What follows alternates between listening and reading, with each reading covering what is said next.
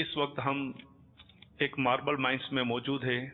یہ بھی اللہ تعالیٰ کی ایک بہت بڑی نعمت. اللہ تعالیٰ چاہے جس کو جہاں سے رزق عطا فرمائے. اب پتھر کے اندر اللہ تعالیٰ نے رزق عطا فرمایا ہے کہ یہ اس طریقے کی مائنس ہے. اس کے اندر یہ LD4 ہول کرتا ہے اور وارسا سے اس کی کٹنگ ہوتی ہے. یہاں سے بلوک بن کے یہاں سے بکنے کے لیے جاتے ہیں. امیر علیہ سنت کی بارگاہ میں میرا سوال ہے کہ ماربل مائنس کے اندر اگر کوئی ایسا بلوک یا پتھر آ جائے جس کے اندر اللہ و رسول صلی اللہ علیہ وسلم کے نام ابھر کر آ جائے تو کیا ایسے پتھر کو مسجد میں فرش میں لگا سکتے ہیں؟ نہیں، یا ان کو دیوار میں لگائیں گے یا فریمنگ کر کے لگائیں گے؟ کچھ مدنی پھول ارشاد فرما دیجیے. اس میں فوری طور پر نظر نہیں آتا نام مبارک جب تک اس کی پالش نہ کی جائے. جو میری مٹھی عقل میں آ رہا ہے اس وقت سمجھ نہیں آتی. جب فرش پہ لگ جائے گا یا دیوار پہ لگ جائے گا اس وقت جب پالش ہوتی ہے نا اس وقت یہ نام نمایاں ہو جاتا ہے. اب جب واقعی اللہ نمایاں ہو گیا فرش پر، اب کون سا مسلمان یہ پسند کرے گا کہ اس پر پاؤں آئے؟ کوئی بھی نہیں پسند کرے گا ظاہر. تو اس کو احتیاط کے ساتھ نکال کر اس کو ادب کی جگہ فریم کرا لیں یا اس کو دیوار میں لگا سکتے ہیں. دیوار میں لگانے میں حرج نہیں ہے. دیوار میں بھی بے ادبی کا اندیشہ اتنا نہیں ہوتا نا. دیوار میں نمایاں کرنے کے لیے یہ بھی ہو سکتا ہے کہ فریم کی جو لکڑی ہے یہ چاروں طرف باؤنڈری بنا لی جائے اس کی چوکور، تو یہ نمایاں ہو جائے گا کہ اس میں اللہ کا نام ہے یا اس میں لفظ محمد ہے. یہ نمایاں ہو جائے گا. اچھا، ہونا نمایاں چاہیے. یہ بعض اوقات عیسائی بھائی جو ہے نا کھینچ کھانچ کے یہ وہ نام بنا دیتے ہیں.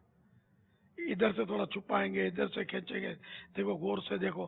اب یہ جو دکھایا جا رہا ہے یہ بھی واضح محمد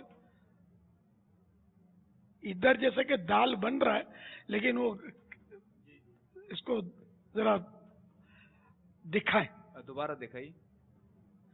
یہ کھینچ کے یہاں گیپ ہے نا تو یہ میم ہا.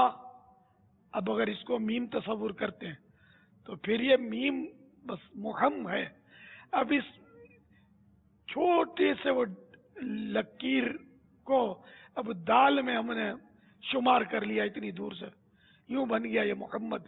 تو یہ کھینچ کھانچ کر ہوا تو یہ اس میں محمد نہیں ہے، واضح نہیں ہے یہ جو میری سمجھ میں آ رہا ہے. تو جب پورا واضح ہو نا تو وہ اس کا اپنا یہ اللہ یہ ایک رسم الخط ہے. اس کے مطابق یہ الف یوں مل جاتا ہے. ایسا رسم الخط شاید کوفی رسم الخط ہے شاید. تو یہ تو اللہ ہونا یوں سمجھ میں آ رہا ہے لیکن اس میں بھی یوں اور پھر یہ اوپر بل چلا گیا. کیا تھوڑا نیچے تھوڑا یہ نیچے ہوتا اور پھر یہ لفظ اللہ سے کافی مشابہ ہے. یہاں سے بل کھا رہا ہے نا تھوڑا یہ یوں، اور یہ دیکھیں یہ بل کھا کے ہاتھ ہے نا یوں اوپر جا کے اور وہ بھی جو الف ہے نا وہ غالباً یوں گول گھومتا نہیں ہے. اس رسم الخط میں تھوڑا یوں جا رہا ہے. یعنی میرا گمان ہے وہ اس طرح ہے. تو یہ لام مانا جائے گا، یعنی 2 لام یہ بیچ میں دیکھو کم ہے نا. غالباً یہ ایک رسم الخط ہے اللہ کا. آپ نے جو لکھا ہے اس میں لام بالکل اوپر تک ہے الف کی سیدھ میں اور ہا کی سیدھ میں، جو کہ وہاں لام پورا چلو لام تو تھوڑا اونچا نیچا ہو جاتا ہے، واضح نہیں ہو رہا. جو مجھے یاد پڑتا ہے ایسا رسم الخط ہے ایک.